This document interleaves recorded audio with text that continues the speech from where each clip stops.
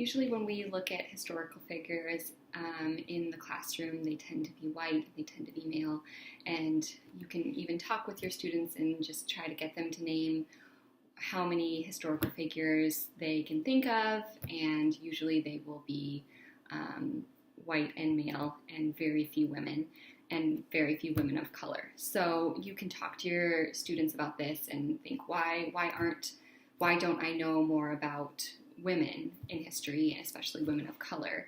And that's because in our society, those people were deemed not as important, not important to put in history books, not important to put in school textbooks.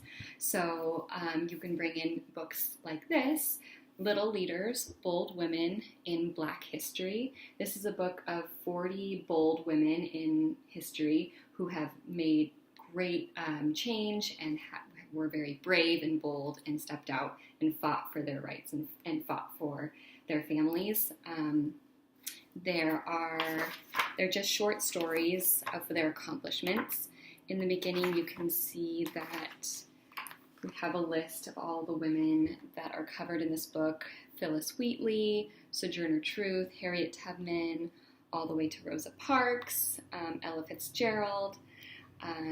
We have Angela Davis, Oprah Winfrey, and all the way to Dominique Dawes. So a lot of women throughout history, starting from the earliest Phyllis Wheatley, who was a slave who overcame her slavery and became a freed woman who became a poet. So you can see that they are just these really great short stories about their accomplishments with these images that work well with children. So we have Althea Gibson, who's a tennis player, just women who overcame the odds. Maya Angelou, and she was a poet and an activist. So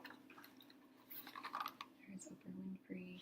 It just has a lot of really great images and really great information to help students connect with these women, Black women in history, who have really done amazing things, and they should be known and they should be a part of our historical background knowledge, so that we have a more rounded view of the people that contributed to our country.